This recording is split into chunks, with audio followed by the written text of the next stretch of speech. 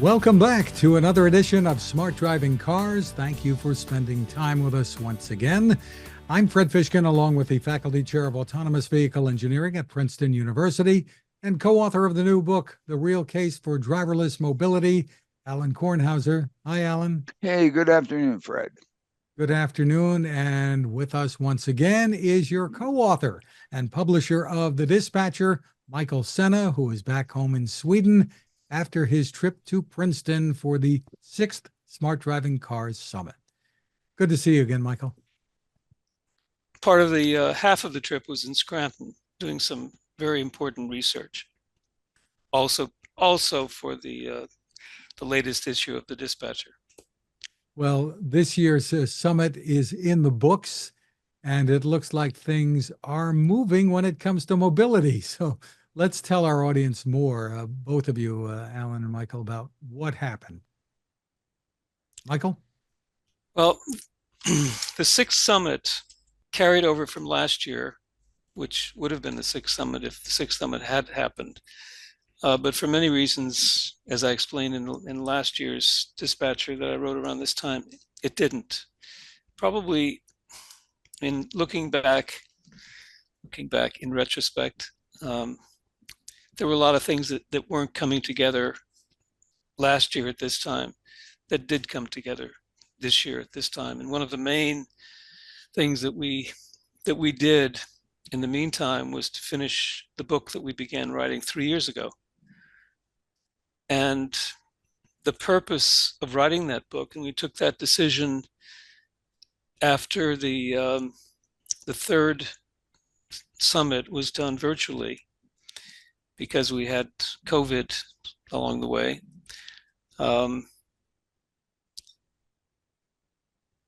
We felt that there was a need for essentially setting the baseline for what everything is about, what we were doing with the summits, what we were doing with the smart driving cars. And so we put quite a bit of effort into preparing the stage, which was then populated in this summit in the last week.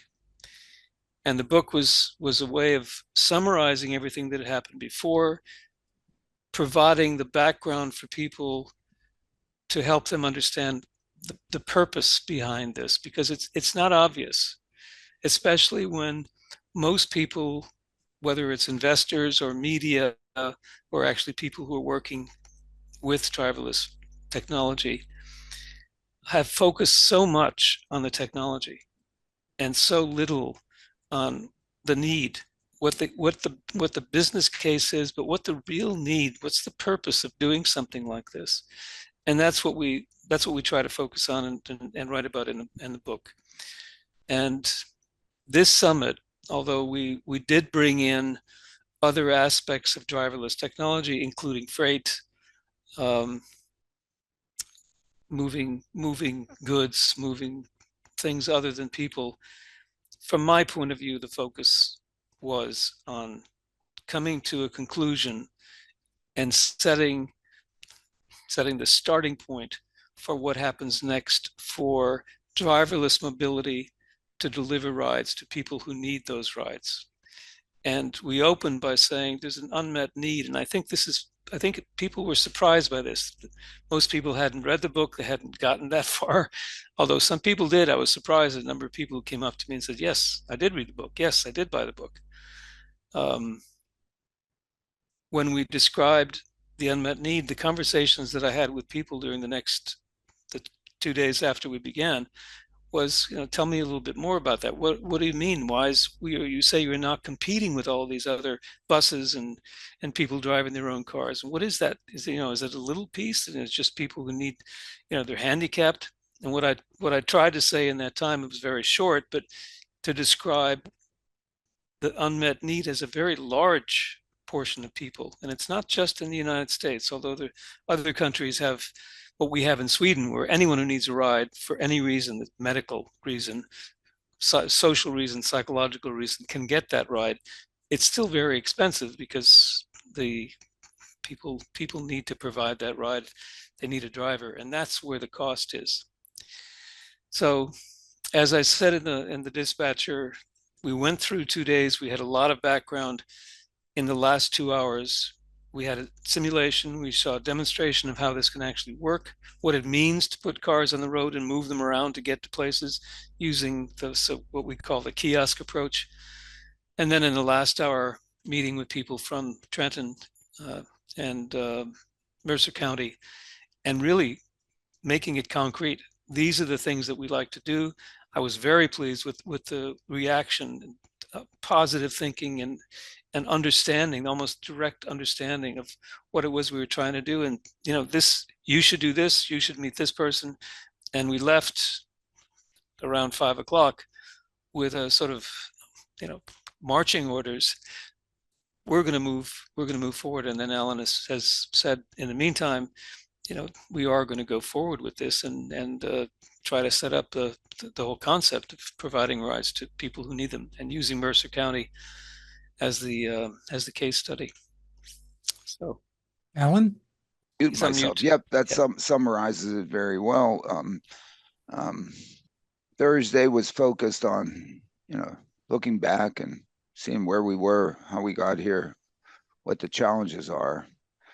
And then really Friday was focused on, okay, what do we need to do now to move forward? And in the three fundamental categories of the technology has to work without smoke and mirrors, without snake oil. It has to work, because if it doesn't, then whoever's Kyle loses their job. I mean, it's over in an instant. So the key thing is it has to work. It doesn't have to be perfect, really. If it's working and giving enormous value, it doesn't have to be perfect. But it has to be delivering more value than its imperfections. And so, and I think it became very clear, and I think everybody in the room was discussing the fact that, yes, it's not vision zero. Well, of course, we have a vision of zero, but that's an asymptotic thing that, somebody, 12 generations from now is going to achieve. And sure, we would love to achieve it, yesterday. Alan, sorry, just for our readers, when you say vision zero, you're referring to the Swedish concept of no deaths as a result of no traffic crash, accidents. no nothing. Okay. I mean, every vision zeros, the generalized vision zeros, they're great to have. They're great aspirations. What is really interesting about this technology in this field, at least to me, is that for the most part, most of the people that have struggled through all this in the past 20 years, many of whom aren't with us anymore because they went bankrupt here, bankrupt there, or quit here, or quit there, or whatever, or got whatever.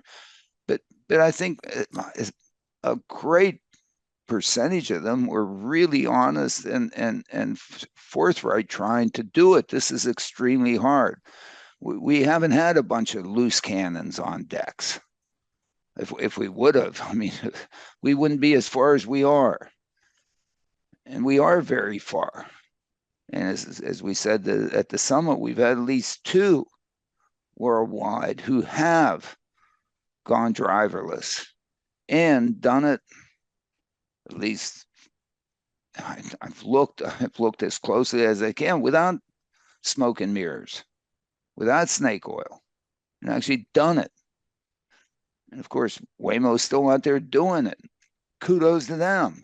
Yeah. You're referring to Waymo and Cruise. Waymo and Cruise. Now, there's some others that make claims that but I mean, they whatever.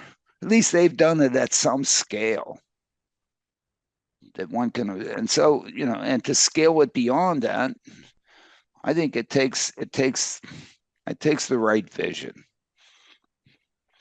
And of course, we think we have the right vision. It's sort of fundamental in the title of our book. For those that need a ride. I mean, it's as simple as that.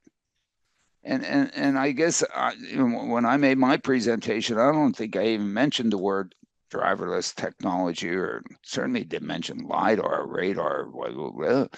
The only technology I mentioned was the elevator. And people are tired of me using the elevator analogy, but I'm going to continue to use it because it's the service concept of the elevator. If you're going from the ground floor to the 14th floor, you need a ride. Almost everybody needs a ride. 99.9% of the people need a ride, because what's the alternative? The steps. That's not a really very good alternative. Okay. So therefore, just my to goodness. just to clarify, if you're working in an office building, there's no distinction when you're getting on to an elevator of how much money you're going to pay for it and whether you have money to pay for that ride.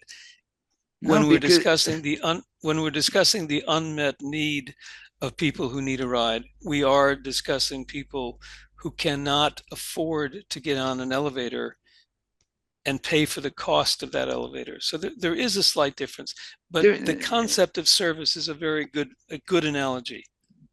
Yeah, absolutely. It's because if you're doing this thing horizontally, we figured out all kinds of other good ways to get from A to B. If only you have a couple of shekels in your pocket. Mm-hmm. Okay. Whereas, to go from the ground floor to the 14th floor in the building, shekels don't get you far. You need, I don't know. Maybe somebody will carry you if you have a lot of them. But seriously, it's, and that's what it works so well. But horizontally, what we found is that for some, they have a lot of good ways of getting from A to B, and it's no problem.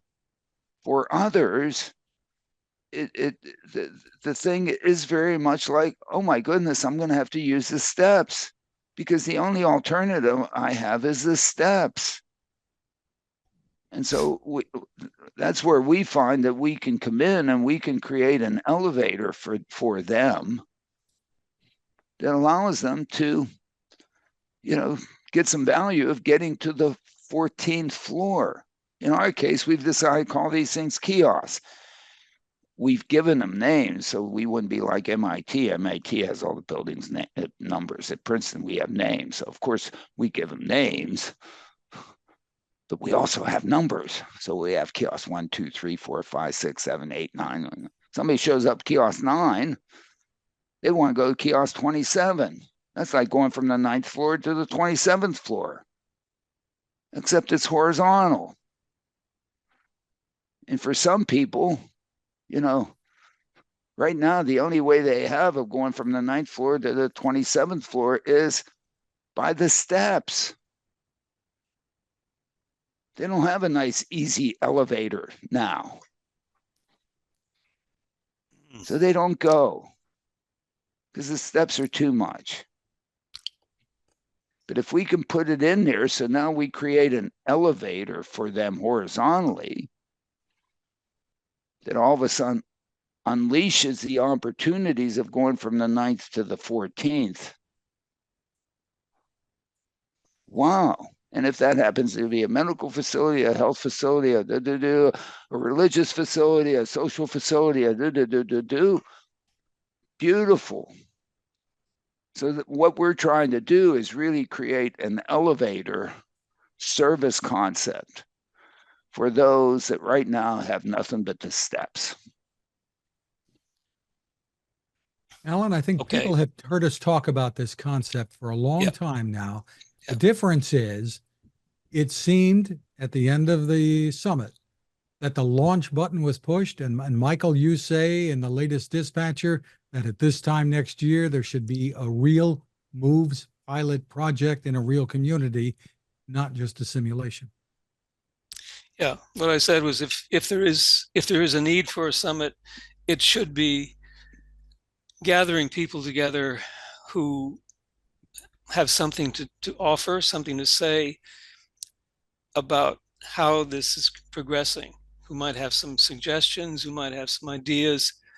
But I think the time is past for having people get up and giving their experience and talking about things that may be totally tangential to this or maybe of interest to some people. But I think this showed what could happen if you finally do focus your attention first with the book and then with the end of the summit, showing the simulation, getting people who in the room who really could understand and see a need for this. I mean, the people from Mercer County and the mayor from Trenton, sitting in that corner with Jerry Luton at the end, and Alain on my left, and me just really concentrating the room into one point.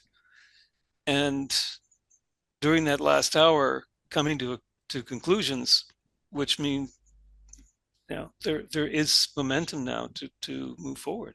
And I think that's, from my standpoint, after working through this and working on the book and getting prepared for the summit, that was the main, from my standpoint, it was the most positive outcome that we could have.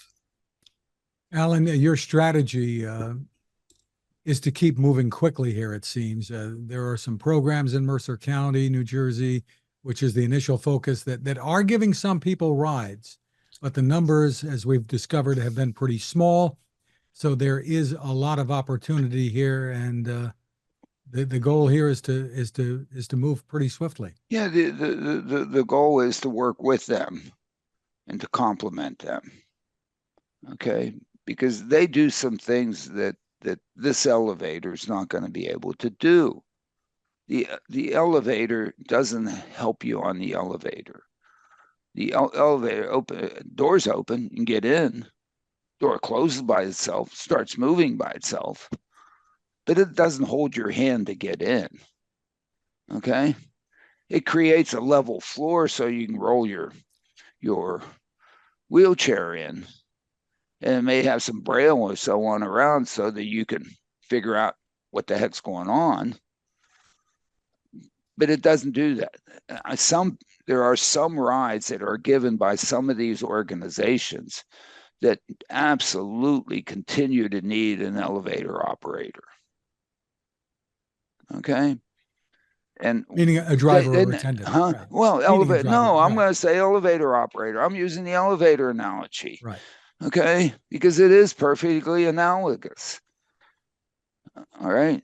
I'm sure that in some hospitals there are elevator operators that help people on and off, maybe. Okay. No, it's they not just in on. Tiffany's where they help you on and off so they can reach in your pocket. Not that they do that, but yeah. No. Yeah, no, but if you take it, for some people to be mobile, they need enormous amount of help to get to the vehicle. That has to be provided by people. But the people can actually be situated at each of the locations and be available to all those instead of needing to ride with them between the places. And that simplifies the problem. Still, some people need to be there with them. You know, some people with, mental whatever, they need help throughout the ride. But heck, the driver couldn't give him the help because the driver had to drive. So I think in those vehicles, there are two people. In the current model that we have with the taxi, giving people rides is taking time away from actually delivering the ride. So if you have to add 15 minutes at the beginning and the end of a trip, you might be getting paid for it, but you're not getting the same money as if you had two fares or three fares in the same period of time. So it's absolutely. Now, yeah, but we're not going to, in the short term, there is no car on the market today, whether it's Waymo or Cruise or Tesla or anybody else, that today we're certain can do the job that needs to be done. There's going to be a ramp up period. So the ramp up period with drivers is a way of showing us, because this hasn't been done before, and we're going to learn. We're going to have to learn quite a bit about how to do this and what's good and what's not bad and what's not good, and then evaluation and iterate through this process. But initially, starting with a person who's not necessarily there to drive, but is there to help the people get on, get off, do what needs to happen. Some people won't need any help at all. Others will. Absolutely. And that person, that driver, just to provide comfort to people. You can't expect people to get in a place without a driver and say, hey, yo, this is all great. I mean, you know, you don't find guinea pigs like that. Okay. Doesn't happen. All right. And nor should we. You want to make sure that your customer is okay with this thing. And then the customer says, well, we don't need that person. And if you're allowing me to have the service with or without the person, and you have to charge me X with the person and Y without the person, and the difference between X and Y is very different, they might decide you don't need that. Okay. Or do you even want it? Some people might even say, I'm better off without it. Heaven forbid. I mean, geez, we don't expect to be that lucky. But The one quote that I took from the book and is in the dispatcher: the novelty of driverless vehicles is that there's no driver. And the only thing that should mean to the rider is that the cost of the trip is significantly lower. The vehicle itself should not be a novelty. That's not something I quoted by someone else. That's something that I wrote myself. The novelty of the driverless vehicles is that there is no driver. It's not an amusement ride at Six Flags Great Adventure or Disneyland. Yeah. Okay, it's not. You want an amusement ride at Great Adventure? Go to Great Adventure. That's not what this is. That's not what we want to do. I mean, maybe we should. Maybe it's fun, but that's not what this is. No, it's not. And the fact that there's no driver means that there's no cost for the driver, and the cost for the driver is significant. Again, it seems like the number of people who've been working on this, I have never seen anywhere written by anyone what we've talked about in our book, that the purpose of doing driverless vehicles is to take the driver out of the equation, so that the cost of the driver is removed from the cost of delivering a ride. It's that simple. It actually goes farther than that. I'd hate to suggest. Humans do some things really well, other things not so well.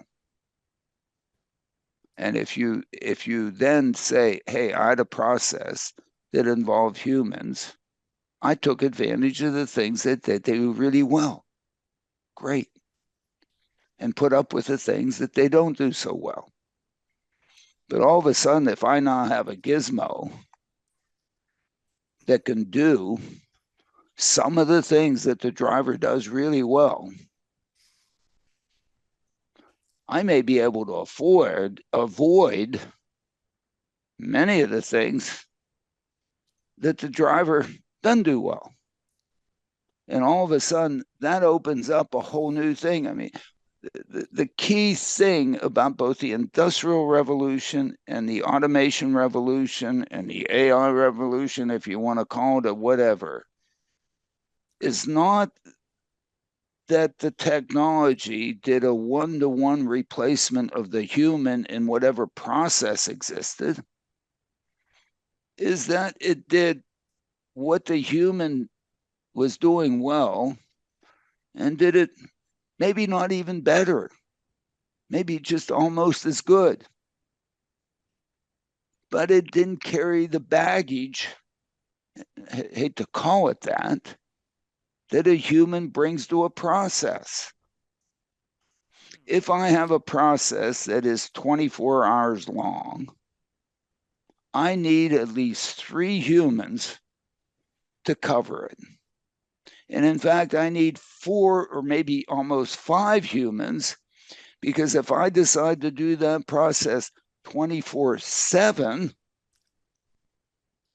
I now need 5 humans to cover that process 24/7, not just 3. I can take a thing and it can do it at this time on Monday, this time on Tuesday, that time on Thursday, that time on Saturday, this time that. It's divisible. It's Alan, divisible. we have this conversation, and we've had it for the last 6 years, and I don't think I'm making it another point. If you want to talk about the Industrial Revolution, I think I talk about it a lot in the first chapter of the book. We didn't do these things over the last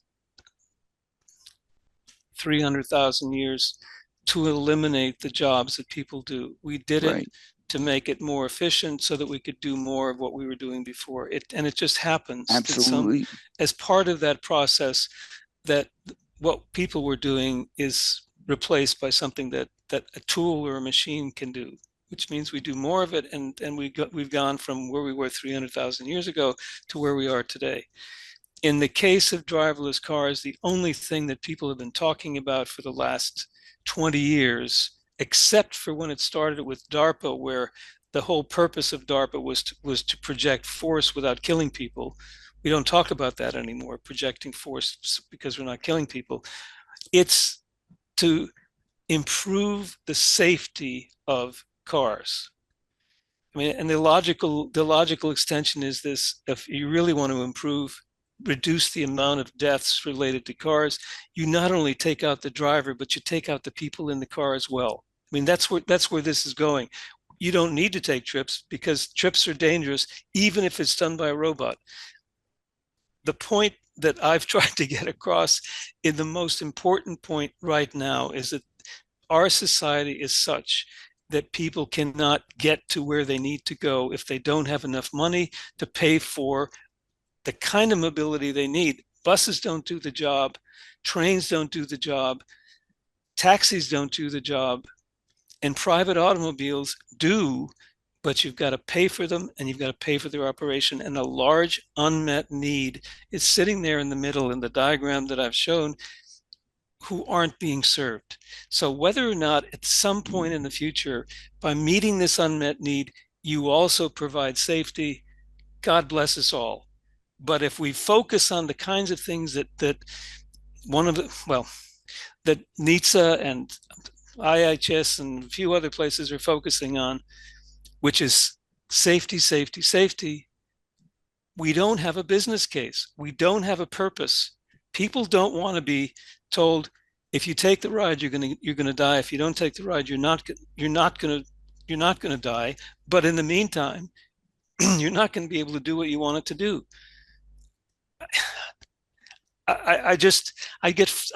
You can tell I get frustrated when we diverge from where we are and discussing the real purpose that we provided, and go into these other areas and say, well, eventually it's going to meet these needs, and eventually it's going to meet that needs. Let's meet the needs that are there today, and the need is getting people to where they need to go at a much lower price so they can afford to go there. The reason why New Jersey Transit doesn't provide those trips today is because it can't afford to. Right. The tools, the things that they could put together, the leveraging of whatever they have, the increasing to do what you come up with. Whenever they look at those things, they say, oh my goodness, we can't afford it. Right. Because if they could have afforded, they're really good people. They want to do it. Mm-hmm. But what keeps them from doing it is the affordability piece, because of the things that they're putting together to try to do that. When put together to go try to serve these unmet needs, they look at that and they say, oh my goodness, I can't afford it. I'm going to have to go, I'm bended knees to how many other people that I'm going to need to find the money to do this. That's why they don't do it. every place where they do give a trip, they've been able to cobble together as efficiently as they can with whatever subsidies or things that they do to be able to afford to give those. Please continue to do that. Yeah. We Okay. we don't want to. You're doing a great job. We don't want to go in there and compete. Uber and Lyft, if you figured out the way to be able to give these things, please continue to do that. Yeah, exactly. That's We what I don't said. want to. You're doing a great job, but when you Right. add up how much each of those individuals do, it isn't very much. Right. Because, and the reason they don't do more is because every time they try to do more, they run into this cost thing that takes their breath away.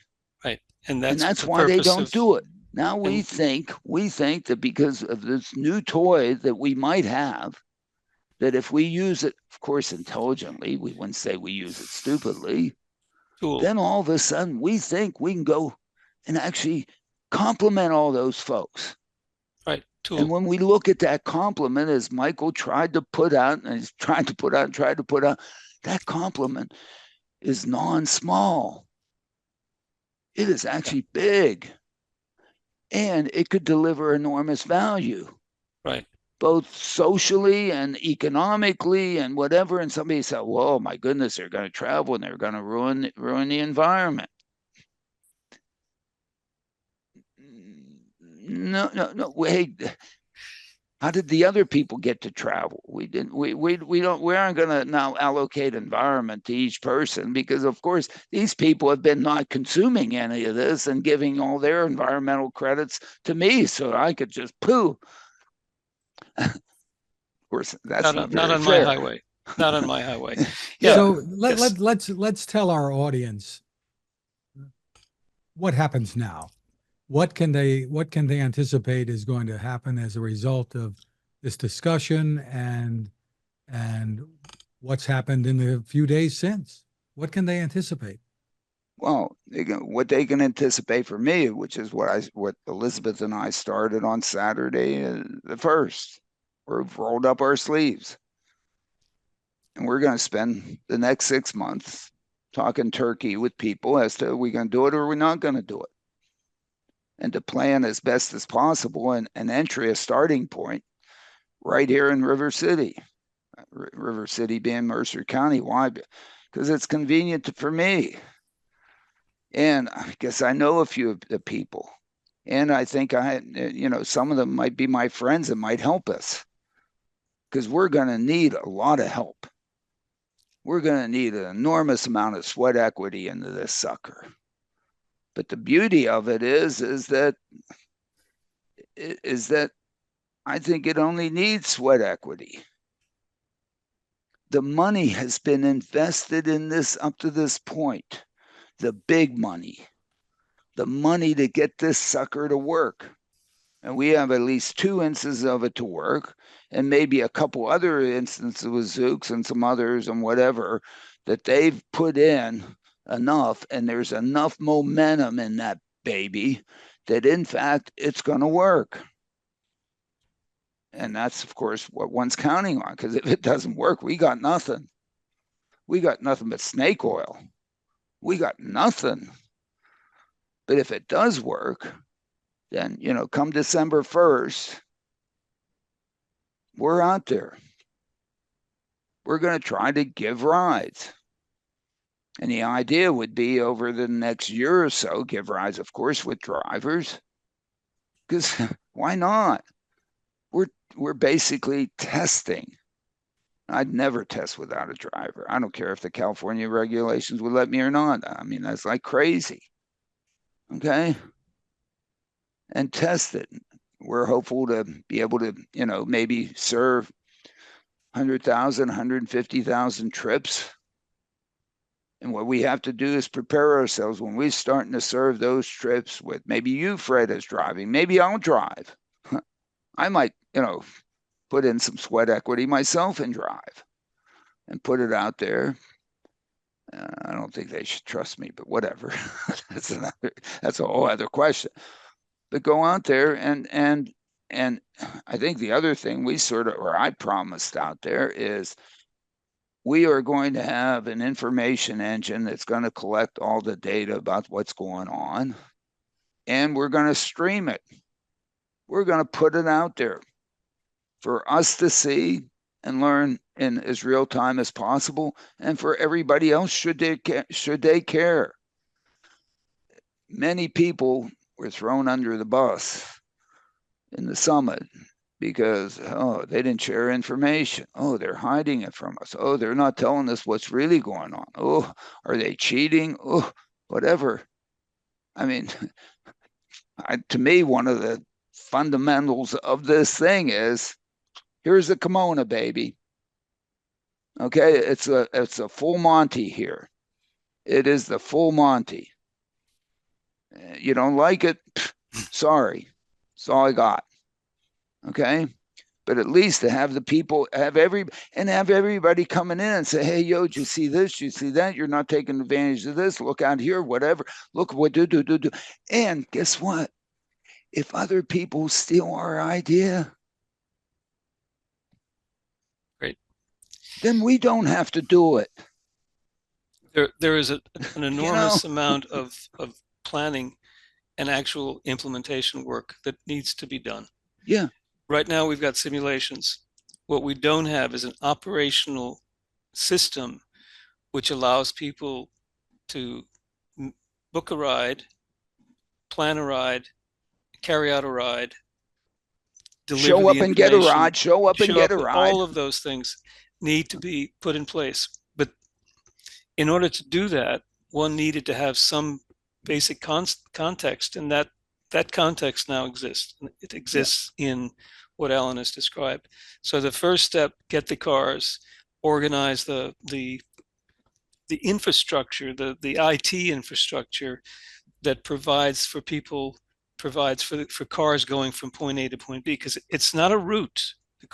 These cars are not going to be driving along a route, picking up people and going back. Every car will go every place, but they'll go every place within the defined operational design domain between the places we choose. Yeah. Well, yeah. So we got to choose them. And initially, it's a test. We're not going to do everybody. We're not going to start at everybody. Yeah. We're going to start at somebody. But let's give many of the people who are listening haven't read the book. They haven't seen the simulation. So very simply, a car goes into service, and that car will operate during a particular period of time, and it will be directed to places and given information where the people who are picked up at a place will want to go. And along the way, they'll drop people off and pick other people up. This is a complex simulation that's been done.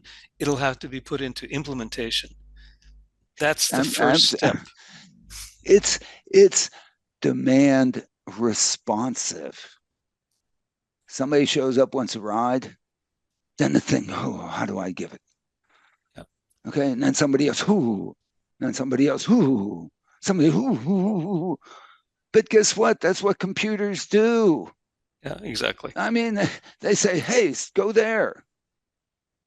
And if it's a machine that you're telling to go there, I think you can get it to go there. If it's a person, I have to have empathy. I have to control them. There are things I don't do well. Everybody knows I don't do those things well. Man, get myself in nothing but trouble. But darn it, this thing, that's the beauty of it. When I dial a number and it's Michael's number, his phone rings. Without having some people put this in here and then in there and then I mean, watch some early Saturday Night Lives. We're old enough to remember when that was done. Yeah, absolutely. Well, maybe not. I mean, think about the automation. I was there too, and I think you're talking about Lily Tomlin on Laughing. Yeah, of course I am. Yeah, of course we are. Of course we are. No, look her up. I mean, what does this thing do? Guess what? It does it automatically. If you had Lily in the loop, she's a wonderful person. I agree. She deserves a living wage and a nice life. I agree. I'd like to make a call. Sorry, I mean, it's brutal.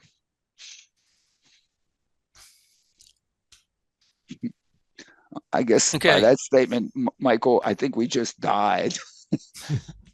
We just lost all of our friends. I mean, not a bit. It's essentially. But just guess what? Guess what grew up? It's the way of history. Guess what grew up around the communication system? I mean, Meta. Whoops, I lost everybody else too. That was a bad. No, I don't know.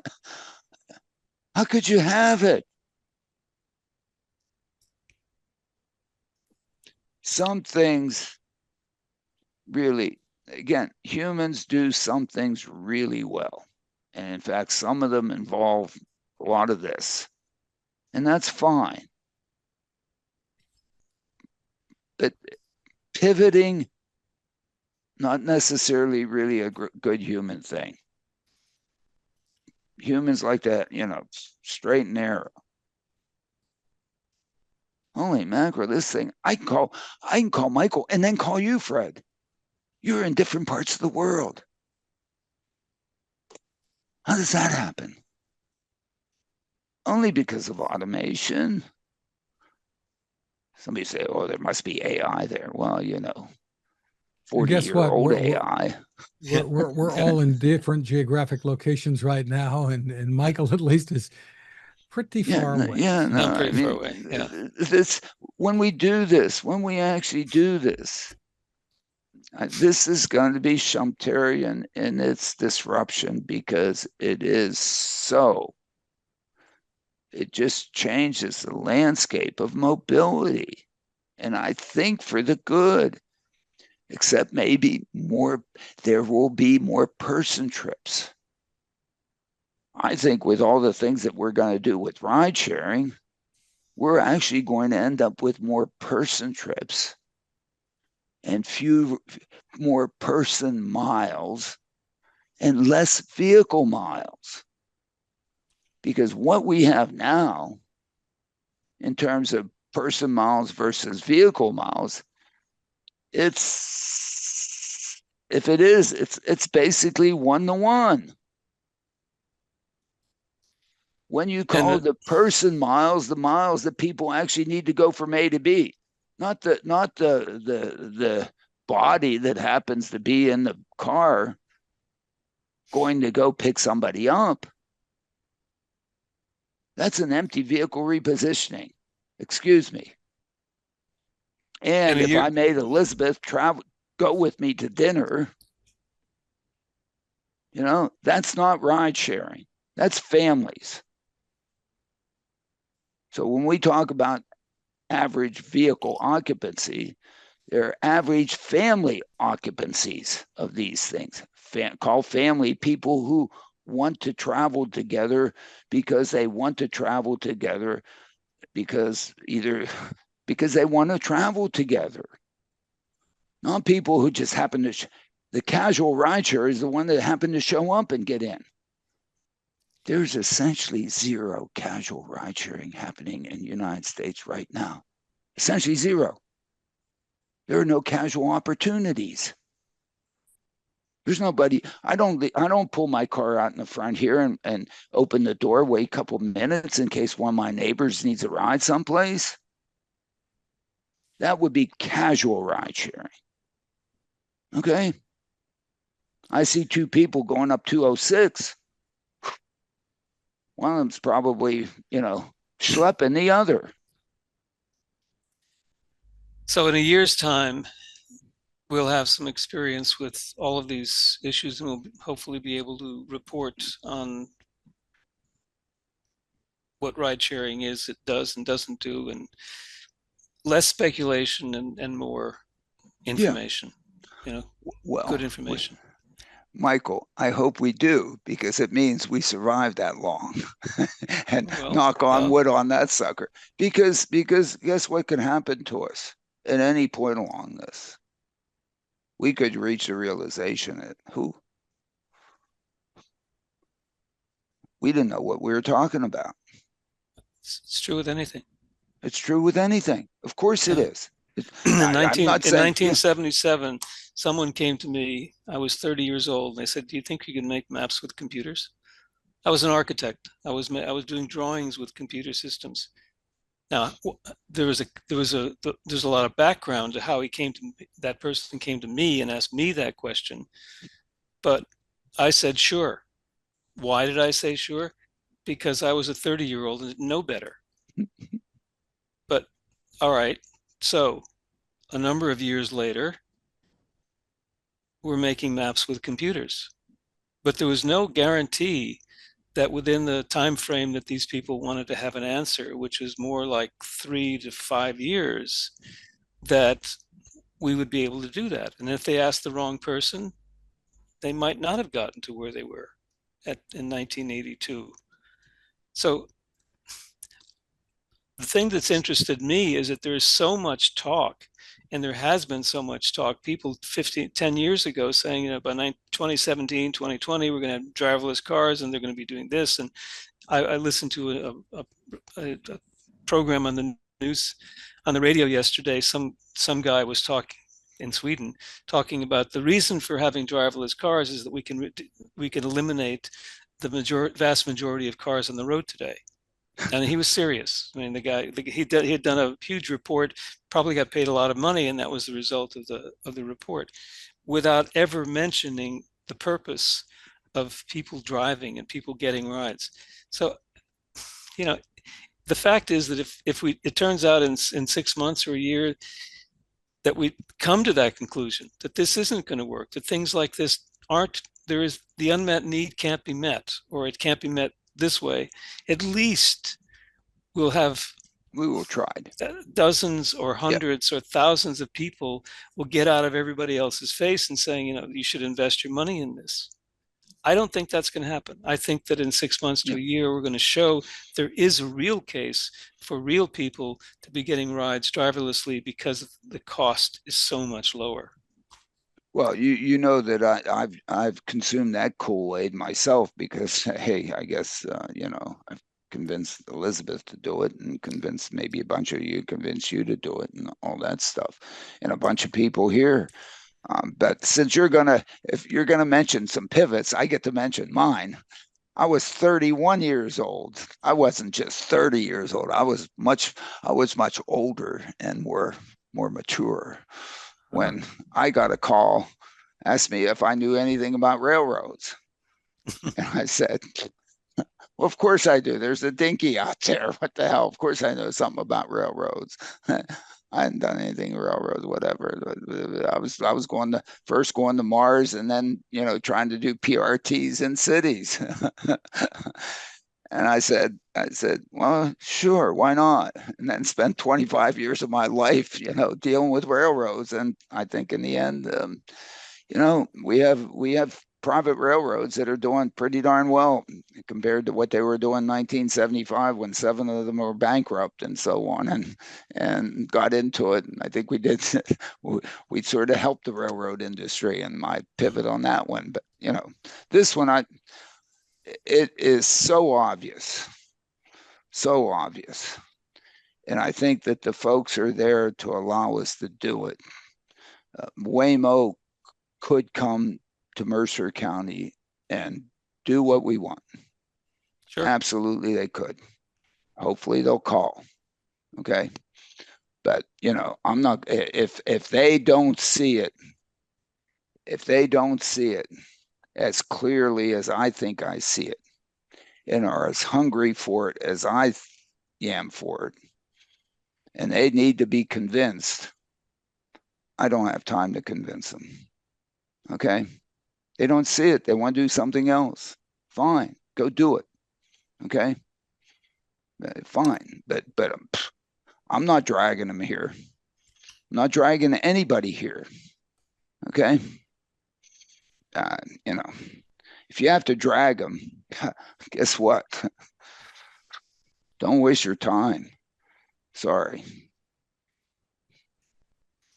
And that's the way it is. And that's the way. Well, I mean,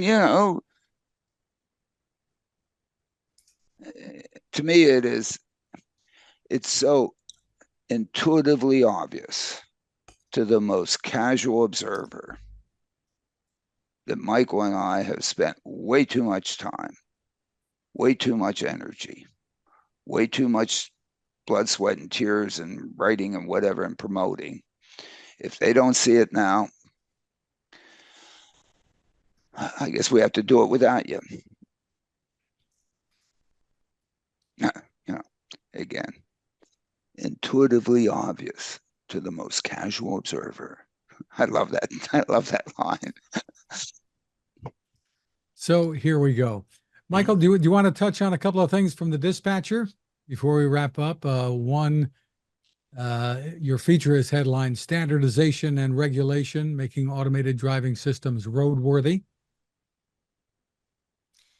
Yeah, well, if a couple of the people who attended the summit read it, they probably are not going to be too happy with what I've said, but that's okay. I write this for lots of people, not just people who are running the regulations organizations. I had a few conversations with them, and I didn't get anywhere with them.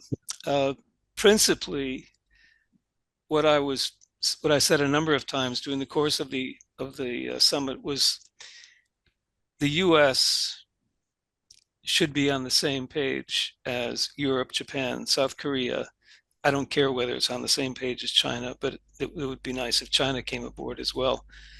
When it comes to how cars are put on the road, making cars roadworthy, that's the point of this article, and what we're doing and how we're doing it. I did get some feedback from people who are working on standardization, working hard on standardization, and said the summary that you've written is a good one. Thanks. So hopefully the folks who are interested in standardization will read that section of the newsletter.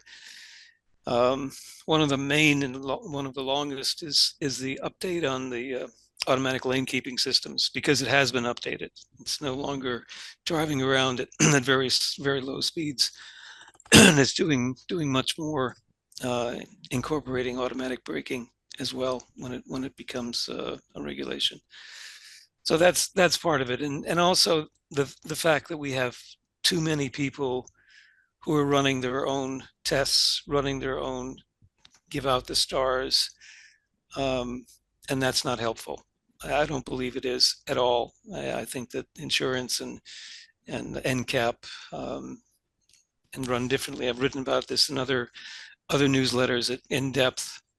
So what I've tried to do in the first article is to give an update of where we are in standardization and just help to try to move the ball forward.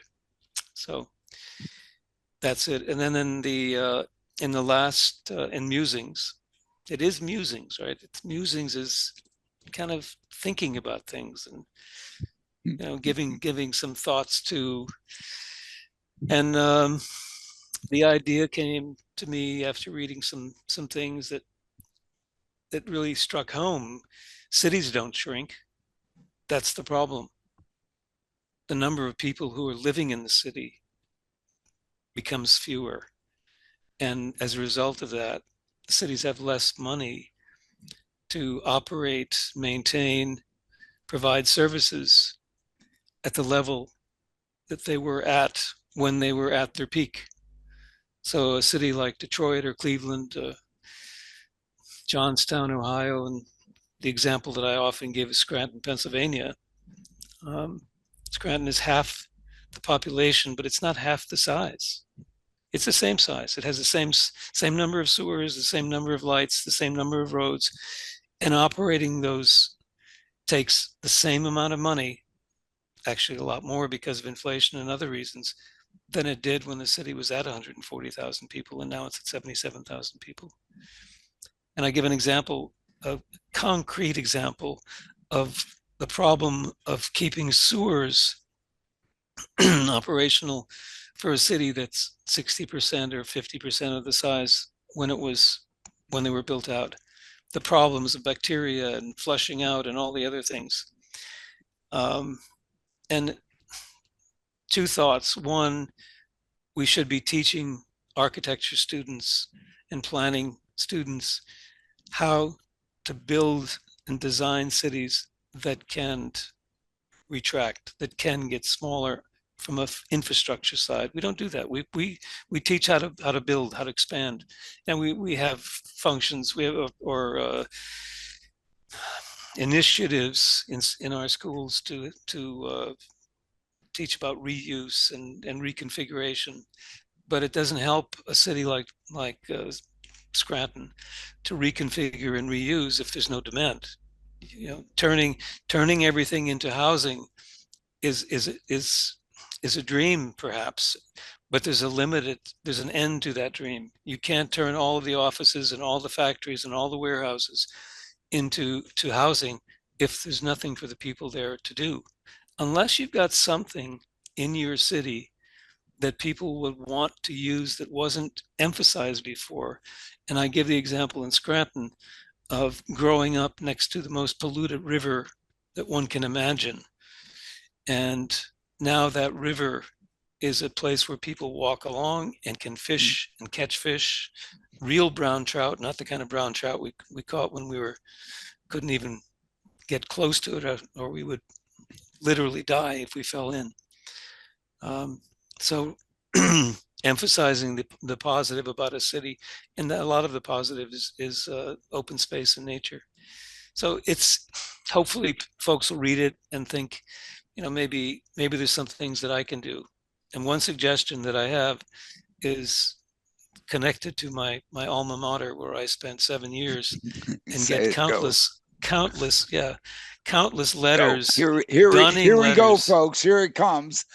Saying, donate money, help us build up our $43 billion